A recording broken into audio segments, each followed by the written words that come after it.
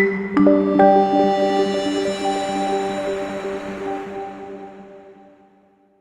got a question around that, and I speak from somebody who was obviously in corporate for a long time. I've been assigned coaches for a few roles that I've had, and I see this even in other friends of mine. There's always this misperception, maybe it is, but the fear that they're getting paid by the organization. Right.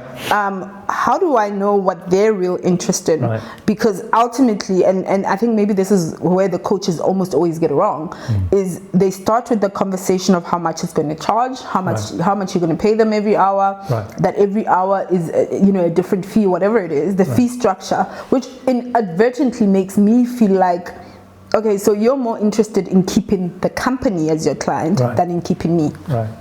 How do I get over that fear? Yeah, I think that's probably more of an internal thing for you. Again, in the book we talk about, what's holding you back, and the first thing I hit is cost, because and a lot of people came to me and said, "Oh, you talk a lot about cost," and I go, "But that's what stops people." That's a reality. Yeah, that's a reality. It stopped me. In the past, I've gone and I've gone to some executive coaches, and it's like 10,000 rand an hour, and I'm like, "What? Are you really that good?" And you sure you're going to get me on the board? Right. And I'm not sure if I can do that, and because it does stop, and it whatever that number is, somewhere along the line you have a number where you just go, oof, no, that's too much. Yeah. But at the same time, if that person can accelerate you a year or 2 years, what was the cost? So we do start with that.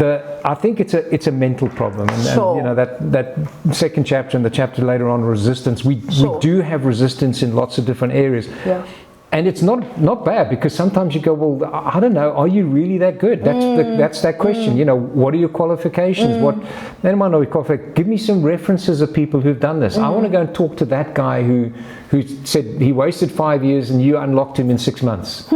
Go and give me some examples of that. Right? Okay, I get you. So I think it's difficult, and when you're in a corporate environment and then the company has got a corporate coach, I think they can be very good, because typically if they're there and they've remained there quite a long time, typically they are quite good. I know a couple of independent coaches who work for some of the big attorney firms and accounting firms in Sandton.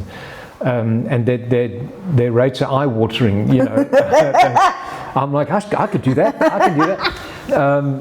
And they have specialities, like this one lady. She specializes in what's your corporate life look like after you've had a baby, because a lot of particularly young black females are coming up and they're going through this, and they're earning the money and they're doing really well, and then it's like, okay, do I want to have a baby? Yes. And it's like, but then does that mean my career has to change? And what happens? And what is the stigma after having the baby? But you're now a mother. You can't drive as hard as you used to. You haven't got as much ambition as you. All that rubbish that goes with that how she talks about how do you handle that. It's a really great topic, by the way. And then not only them, but also the other people around them, particularly men, going, okay, how did your relationship with this black executive or this lady executive change because she's now gone on maternity leave? Right. Yeah. So that's a specific type of coaching. So I think I'd be open to any type of coaching. One of the key things with coaches is and mentors is they change. Right? Because they're going through life too, right? Yeah, but somebody will coach you to a level. Okay, I see. And they won't get you past that level. Because they also have limitations as in their profession as anyone would. Right. One of the things I read in the book was around coaching is about helping you to reflect, pulling up a mirror, also not just from a negative perspective, but also helping you maybe even get over the imposter syndrome, helping you recognize how good you are. The question I had in my mind about that is that, I mean, coaching I think it's probably the biggest growing kind of industry right now. Everybody in executive roles in corporate has a coach. But one of the questions that came to me was, is that not why we have so many leaders that are so inwardly focused? Because their coaches are telling them how great they are. Yeah.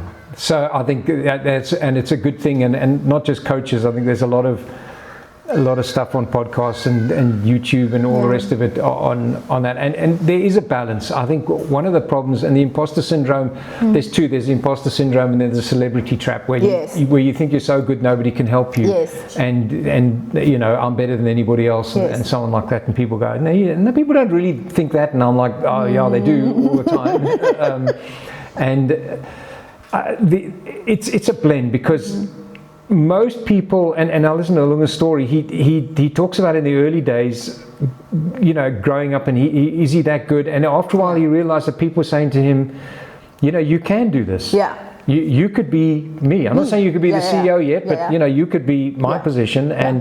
And he's like, he grew in confidence, right? Yes. And I think that's really important. And I'm not so. I think coaches can do that for you. Certainly, I think you need to always surround yourself with people who believe in you. So I don't even think that's a coaching thing. You know, you in any relationship you have your core people, right? There's I'm trying to think of the guy's name. I think it's Charlie Tremendous Jones. He said you'll be the same person in 5 years as you are today, other than the books you read and the people you mix with. Sure. Right? Yeah. Otherwise, you'll be the same person. So, who are you mixing with? Who do you allow into your inner circle? What are you exposing your mind to? Yeah. Right. And what books are you reading? Yeah. Right? And because books expand you. And what podcasts are you listening to? Because he didn't have podcasts in those days. 20 years ago, 20, 30 years ago, right? So, and podcasts now, and a lot of these things are replacing books to some extent because you can, 20 minutes, half an hour, you can pick up something really good.